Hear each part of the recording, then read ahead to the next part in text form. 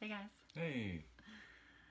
For those of you who don't know, we're Natalie and Nathan. We're the founders of the Center for Emotional Education. And our work, all of our courses, our workshops, our one-on-one coaching appointments with our dear clients that we've been doing for 12 years now, all of that really centers around this core idea. And we talk about it a lot in our coaching sessions and almost in every single course. But we've been getting some requests from clients that really love how we illustrate it and want to be able just to remember that and revisit that and understand it on a really core level, and they just want it at hand.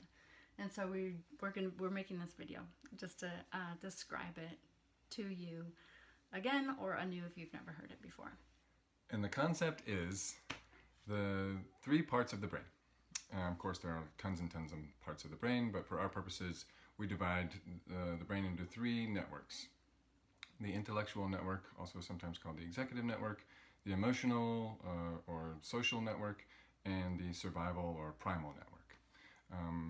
The intellectual, of course, as it sounds, is where you do all of your learning, your thinking, your remembering, your problem solving, your planning, strategizing. You're kind, you're really charming here, you're super smart, you think ahead. Yeah, you can think about others, you work can with make others. compassionate choices. All of that is in the intellectual brain. The emotional brain is where we not only generate but also process all of the emotions that we feel, and where we connect with others, usually around our emotions.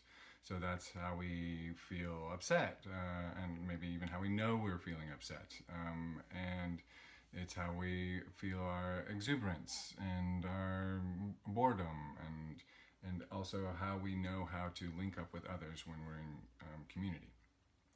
The survival part of the brain is the oldest part, and it's basically, it has two functions. One is to run all of our autonomic systems, so it keeps us breathing, it keeps our heart beating, it keeps our digestion running, it keeps our immune system running. And when we're in danger, it switches from running those systems to keeping us, it runs our survival strategies, keeping us alive. So, for instance, these systems work together, and they do so in such a way of what we call the law of functional priority.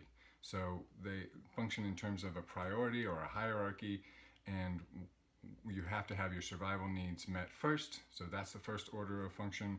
Then you're open for emotional and connection needs, and once you have those met, then you can pursue intellectual concerns or interests. If you don't have your survival needs met, you can't think about strategizing or problem solving or creating the next big thing. You can't think clearly, at least. If you're feeling upset, it's the same situation. You can't think as clearly because your brain is trying to do emotional processing, not trying to do intellectual processing. So, for instance, if you are walking in the woods and you come upon a grizzly bear, and the intellectual brain and the emotional brain both shut down to put all of the focus of function on the survival brain, because it needs, the priority is that you have to stay alive. Yes, so run away or play dead or fight if you can fight a grizzly bear. And then once you're safe again, then you have the opportunity to feel whoa, I made it, I survived that grizzly bear attack, or I ran away and I survived, and boy, that was really upsetting. And then later you can think about, well, what would I maybe do the next time I ran across a grizzly bear? Well, I want to make sure I have a grizzly, the bells and some bear spray and that sort of thing. You can do that kind of planning. If you were trying to do that, if you were still in your intellectual brain when the grizzly bear came at you, you would most likely be eaten or killed, or if the bear wasn't hungry. And that's because that part of the brain, the intellectual part of the brain, is not fast enough to keep you safe in an instance like that. So your survival brain takes over. It manages the safety element. Same is true for if the emotional brain was running the show during the grizzly bear encounter, you would also be handicapped from a proper response. or reaction, because you don't want to be sitting there going, oh, I feel really anxious about seeing this bear now, and oh, now I'm feeling upset because it's coming to get me, and oh, now I'm sad because I'm dead. Yeah. That would not be as good of a survival method. Yeah. If the other two brains were running the show during a physical threat, you would just die. Yeah. And so while the survival brain is ideal for keeping you alive in situations like that, it's not as good at running the show for when you're trying to connect with someone, or when you're trying to express your feelings or be in touch with your feelings. And it's really not as good of a part to be running the show when you need to be planning or strategizing or remembering or choosing wisely or controlling your impulses. Yeah, so we love this design because we don't want to be eaten by grizzly bears. Great. Thank you, survival brain, for shutting everything down and running or fighting the bear. Awesome. Love it.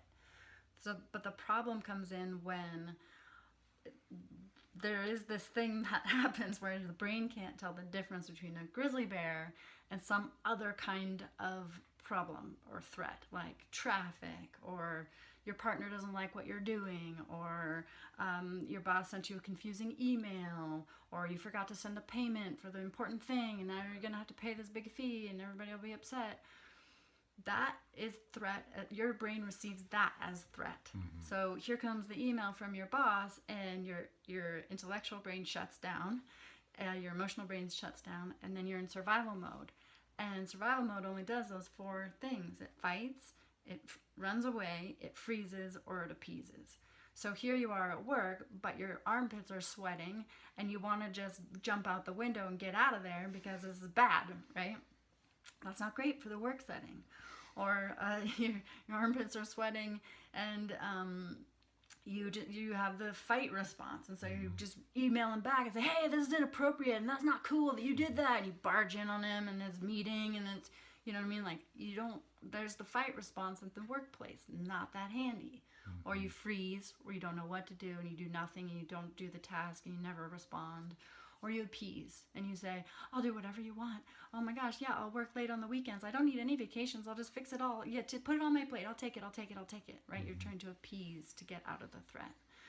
And that's a terrible way to live. Like, as you were saying, the survival brain, great for keeping you alive. It's not great for running your life. Because your survival brain it's primal, it's rudimentary. It does those 4 things and those 4 things only. So if you want to be like dreaming up your next move and working on your career and building this loving relationship and working with others and being kind to your kids and figuring something out and being compassionate, you don't want to be in your survival brain. Well, and actually, when your survival brain is dedicated to being in fight or flight or freeze or appease, it's also not doing your immune system or your digestion or your heart rate or your breathing as well. And so you want to be able to keep those systems running as they should, so you want to let the survival brain have time to do that part. Yeah, the design is for the survival brain to turn on for a minute, 2 minutes at a time so that you can get away from the grizzly bear. But when we spend 80% of our lives in survival brain, we're really depleted, we're exhausted, and things don't go well because that part of the brain is not good at life. It's only good at staying alive. Right. Well put. Thanks. Yeah. So, our work is all about through the emotional system to guide our clients to build wiring and neural habits to spend more of their time in their intellectual brain. Every percentage, let's say I start working with you and I'm 80% of the time in my survival brain, and that's why things are bad and I have all these problems. And I start working with you, every percentage point that I can get up out of survival and into executive, I feel and I notice it, and it has this huge effect on my actual life. And then the more we work together, the more percentage I'm getting up there, and then my brain changes shape to accommodate this new way of living. And then without even thinking about it, I'm now responding differently. I'm no longer dropping into survival mode when I get the email. I have a different way of reacting. Yeah. And our clients find that they start to have more room.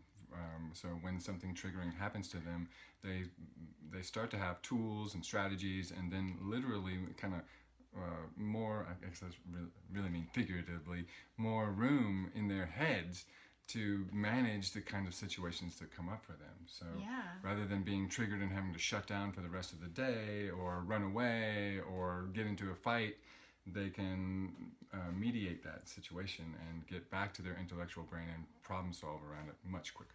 When you're not busy being in survival mode, suddenly they're like, oh my gosh, I could do anything. What do I want to do?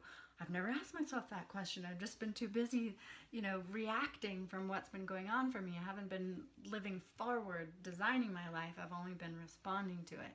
And that makes sense because survival brain just responds. So the more we pull you out of your survival brain and get you spending more time in your executive brain, everything looks different. And you function differently. You function better. Like your whole system runs better. You can problem solve better. You can look better. Yeah, you actually look better. You act better. You feel better. Your relationships are better. Yeah. So we wanted to also give you a tip to help support you in the interim.